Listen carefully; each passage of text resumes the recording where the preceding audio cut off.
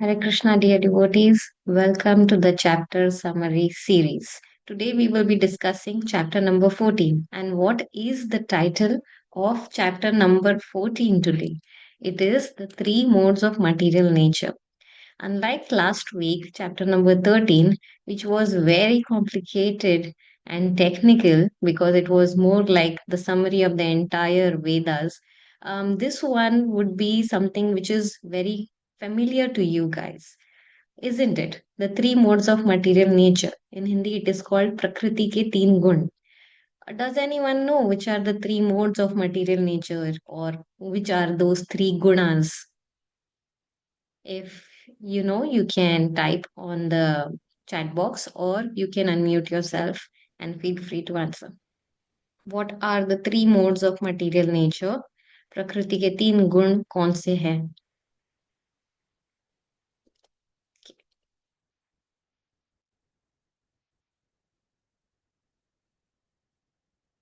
Let me give you one. First one is mode of goodness. Yes, Jayesh Prabhu. Which are the other two?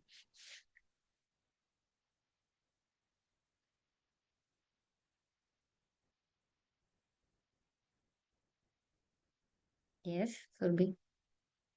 Mode of passion and mode of ignorance, mode of Okay, and goodness. what are these called in Hindi? Okay, let me give you one. Satagun. Then what are the other two? Rajogun and Tamasic gun, Yes, right? absolutely.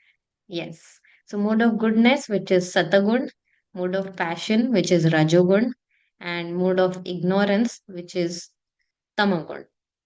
Now, these three qualities influence everything, everything that we see, we hear, we taste, we touch, we smell, we experience.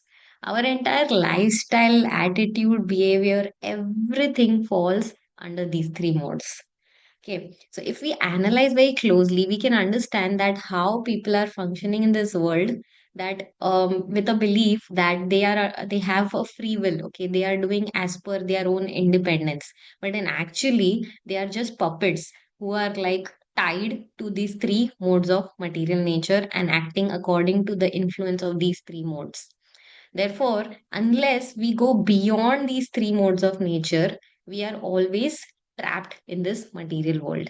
And that is why today's acronym is TRAP, trap. Okay. So this chapter, chapter 14, will be divided in four categories. The first category stands is abbreviated as T, which is three modes. R, race between the three modes. A, afterlife destination. P, purity. So T, three modes. R, race between them. A, afterlife destination. P, purity. Okay. So the first part, let's dive deep in three modes. So the first nine verses of this chapter, okay, what are they talking about? They are talking about these three modes, which you rightly said: mode of goodness, mode of passion, and mode of ignorance. This word mode in Hindi is guna. What does guna actually, in such Sanskrit, we can say, what does guna actually means? We have the gunanis here. Maybe they know what does guna actually means. Guna actually means a thread or a rope. Okay. So just like a rope is keeping something tied very tightly, similarly, these gunas are keeping the jivas tied to this material world. Okay. For example, like if there is mode of goodness, okay, mode of goodness is predominant. So what will happen? One, what will be the basic tendency of this person who is predominated by mode of goodness? He will aspire for long-term happiness, even if some temporary inconvenience is there in the beginning, but he will still focus on the longer picture, long-term picture. Okay, and then he will have that goal and aim for that long-term happiness and even be happy to undergo some temporary inconvenience. However, in mode of passion, it is other way around.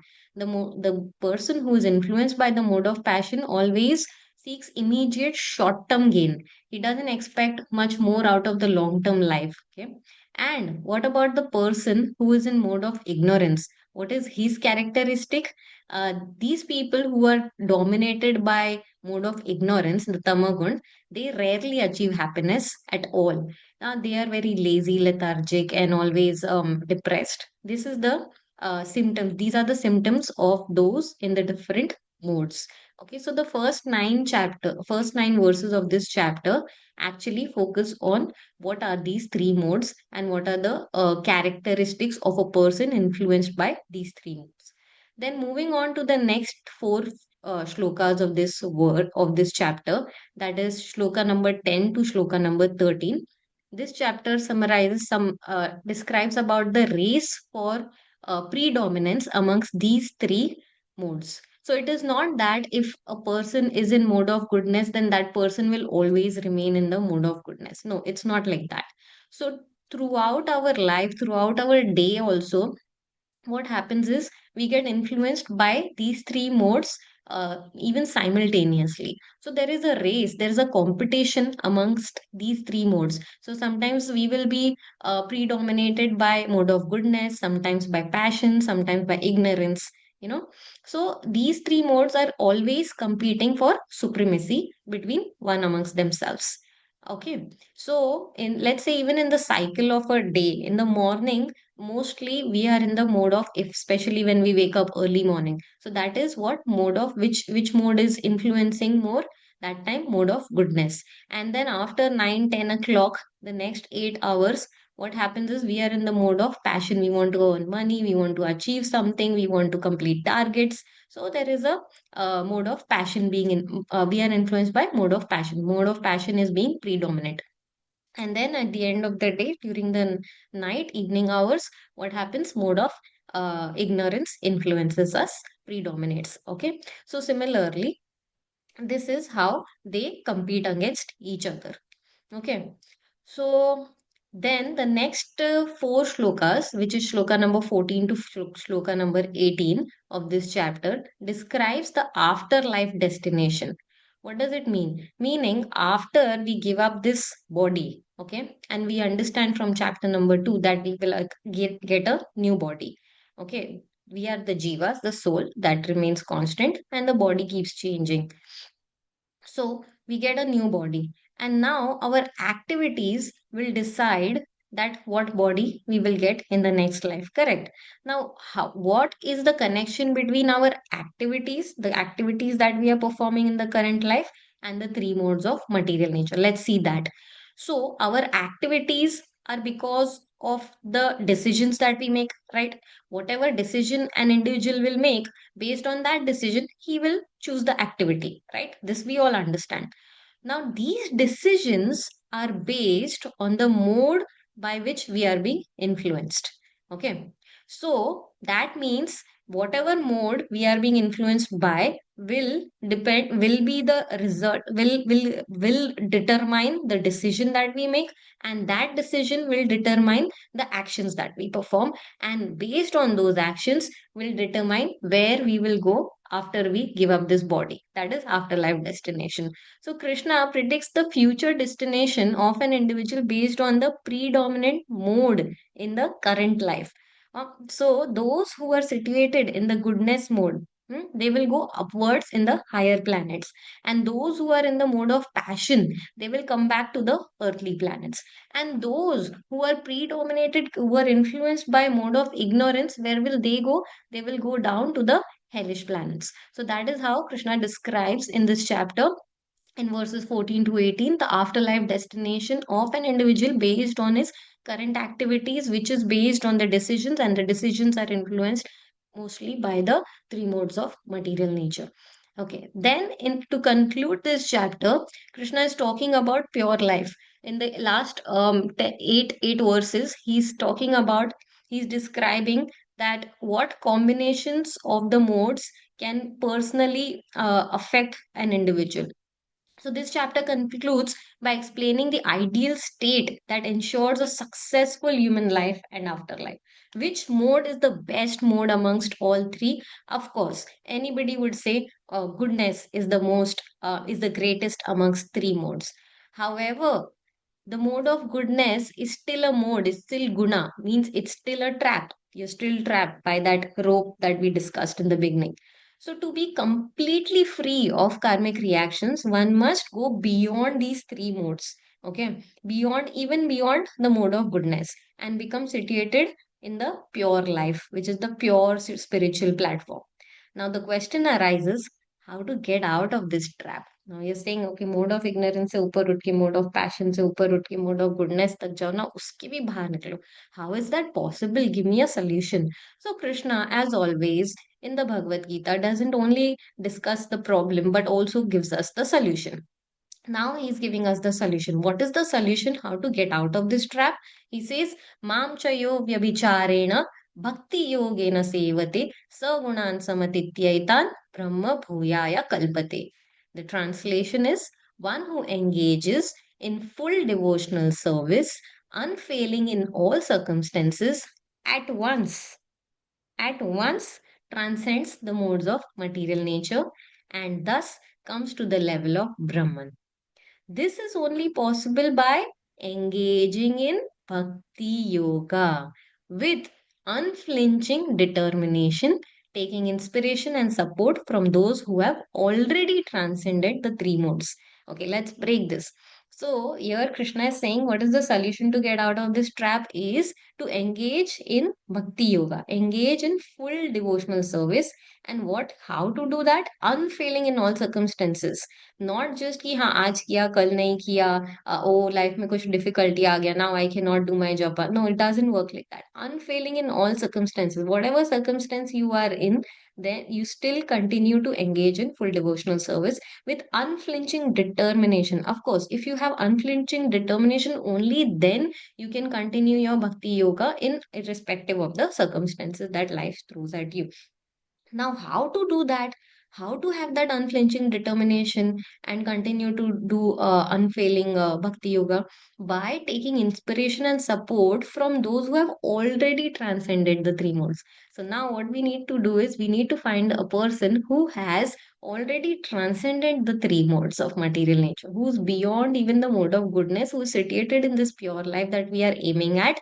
And then we take inspiration from this particular person, and then with the inspiration from this person and looking at their life, wow, how are they performing this unfailing bhakti yoga with unflinching determination, we also try to imbibe that unflinching determination and continue to engage in devotional service, unfailing in all circumstances. And this is the solution to go out of the three modes of material nature. So, okay, we understand now that the solution is devotional service. Okay. But can devotional service be influenced by the three modes of material nature? That is the question.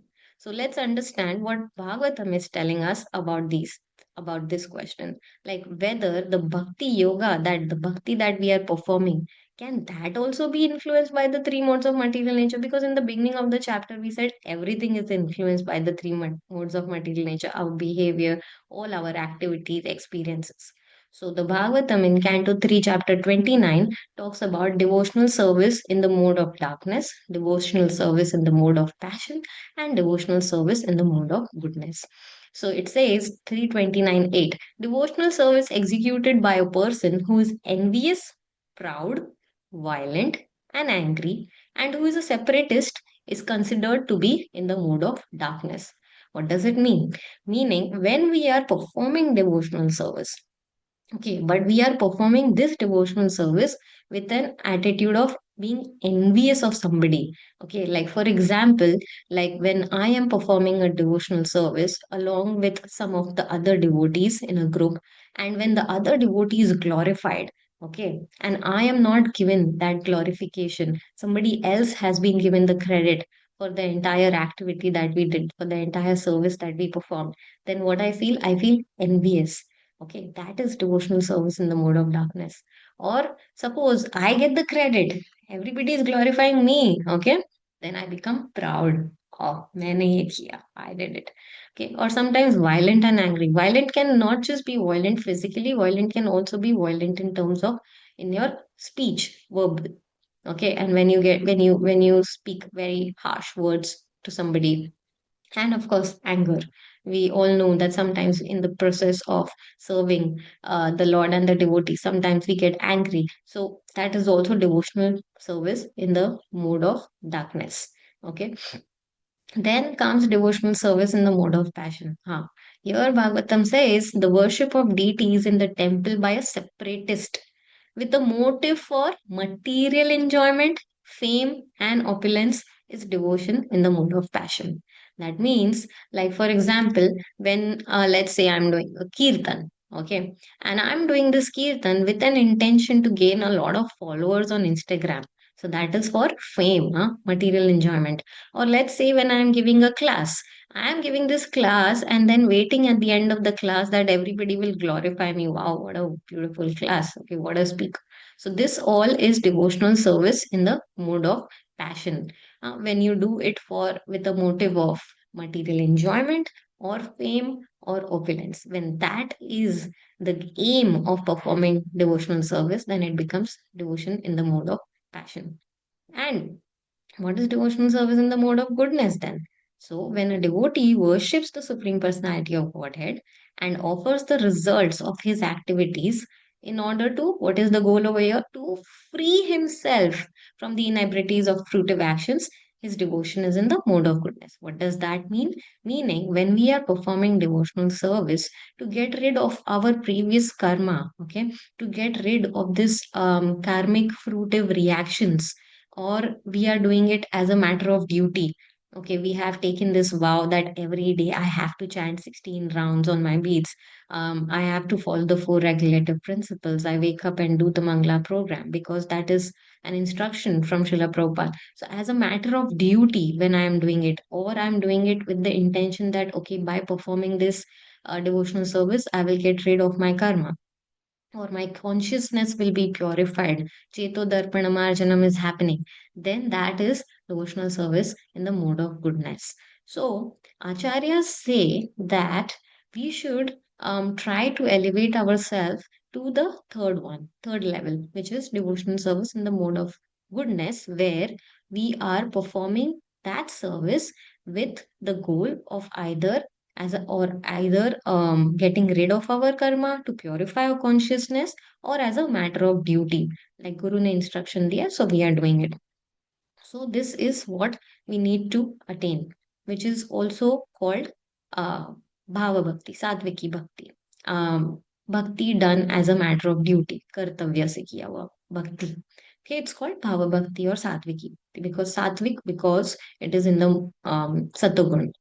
Okay, now, this Satviki Bhava Bhakti is greater than the other two, obviously, because we are doing it, although this is also for myself to purify for myself, but I am not harming anybody else's progression. Okay. So that is why this third stage of Bhava Bhakti is greater than the other two. Now, 99, the other two are called Sadhana Bhaktas. That is also Bhakti. It's not that it is not Bhakti, but it's done with a different intention. So 99% of the devotees are at the level of sadhana bhakti, which is devotion in the mode of darkness or devotion in the mode of passion. Okay, 99%. But 1% are in the category of those who are doing devotion service in the mode of goodness, which is bhava bhakti. Let us analyze the difference between these sadhana bhaktas, which are the practicing devotees, versus the devotees in the mode of goodness, which are the bhava bhaktas. So, sadhana bhaktas, the first two categories, bhava bhaktas, the third one, okay, who are doing as a matter of duty, not with any other goal. So, the sadhana bhaktas, they identify themselves with a group or a movement. But the bhava bhaktas, okay, they do it with the intention to purify themselves. They don't want to identify themselves as a tag with some particular group. It's okay, it comes, it's very good, but they are focused on the process of purifying oneself. Okay, then what does the sadhana bhakta do? They do out of fear and out of desire. Okay, they do the devotional service out of fear or desire. But the bhava bhaktas, they do as a matter of duty or as a gratitude towards Lord.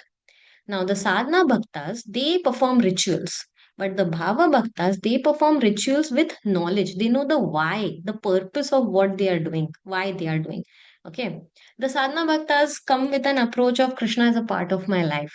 But the Bhava Bhaktas, what they say, Krishna is in all the parts of my life. He's not just a part of my life, he is in all parts of my life. Okay. The sadhana bhaktas, what they do, they say, I will give something to Krishna. But the bhava bhaktas say, everything belongs to Krishna. Okay. The sadhana bhaktas consider they treat Krishna as an order supplier. Sukha sampatti ghara ave kashtamite tanka. But the bhava bhaktas, they say, "Mm, I am a servant of Krishna. Krishna is not the order supplier. I am the servant. Okay. So I will do whatever Krishna instructs or Krishna's representative instructs to me. Then the sadhana bhaktas, they have the mission to conquer material goals. We saw fame, material enjoyment, opulence, all of that. But the bhava bhaktas, what they do, they conquer the mind and senses. So the sadhana bhaktas, they conquer material goals, while the bhava bhaktas, what they conquer their mind and senses. That is how they purify their consciousness. Now the idea is to do sadhana bhakti because talking about myself, I'm still at sadhana bhakti, which 99% of the devotees are at sadhana bhakti. While doing your sadhana bhakti, we will we will finally go towards Bhava Bhakti. That is the idea. Okay. So this is how it works. That and then ultimately, as you perform Bhava Bhakti, what will happen? That ultimately you will go beyond even the mode of goodness. We said that the idea is to go beyond the mode of goodness also, right? Isn't it? So while performing sadhana bhakti, okay, we need to aim to go towards Bhava Bhakti. And then, while performing that Bhava Bhakti, we will finally transcend beyond Bhava Bhakti. And then, what is beyond that? Beyond that is to achieve the purity of life. In the end of the chapter, Krishna had mentioned to go beyond even the mode of goodness. Okay, that is pure devotional service. Now we saw that what are the sadhana bhaktas? Okay, then finally, what is the approach of bhava bhaktas? Because we are at sadhana bhaktas, I'm talking about myself, and then we are aiming to go towards bhava bhaktas. Then what looks like when you go to a level of beyond that pure bhaktas? What does that look like? So let's see. We said that the sadhana bhaktas, they identify themselves as a group, as a part of a group or movement. And the bhava bhaktas, what they do, they focus on purifying themselves. So what does pure bhakti looks like? What is their approach of the pure bhaktas? They just are trying to re-establish their relationship with Krishna. That is all. They don't care about what group, they don't care about purifying themselves. They all they think about, they focus about is the relationship that they have with Krishna. Now we said that the sadhana bhaktas, they perform bhakti yoga, devotional service out of fear and desire, whereas the bhava bhaktas, they do as a matter of duty or gratitude towards Lord. So what do pure devotees, what do pure bhaktas do? What is their goal? Their goal is love, the prema for the Lord. Okay. Then we said the sadhana bhaktas, they perform rituals. Bhava bhaktas, they know the why of the rituals that they are performing. But the pure bhaktas, what they do rituals with love. So that's no more ritual, that's just a natural life. Like if you have to wake up for Mangala Aarti, that's a ritual. But if you know why you are waking up, you know the meaning of the prayers that you're singing, that is the Bhava Bhakta state. But when you naturally want to wake up, okay, because you want to see the Lord in them, so that becomes pure Bhakta stage. Okay. Sadhana Bhakta said Krishna is a part of my life, whereas Bhava Bhakta said Krishna is in all parts of my life. So what does pure Bhakta say? Pure Bhakta says, what is beyond Krishna is in all parts of my life? What do you think? So Pure Bhakta says, Krishna is my life and I enter into Krishna's life. Okay. Moving on. Sadhana Bhakta says, I will give something to Krishna. Bhava Bhakta says, everything belongs to Krishna. What is beyond everything belongs to Krishna? What does Pure Bhakta say? Pure Bhakta says, Krishna is mine. Okay. Sadhana Bhakta says Krishna is an order supplier. Sadhana Bhakta treats Krishna as an order supplier. Bhava Bhakta treats himself as a servant of Krishna. What does pure Bhakta do? So in pure Bhakti, there is no higher or lower. Both are considered in the same plan. Then in sadhana bhakti, what is the goal? The goal is to conquer material opulences.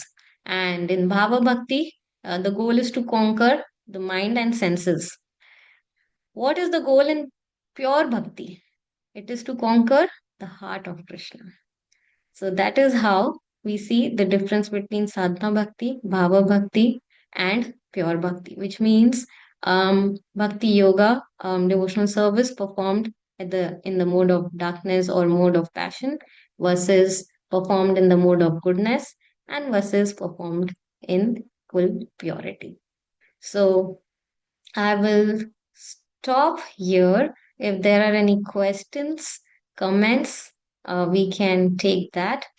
So thank you for your time and attention. Hare Krishna.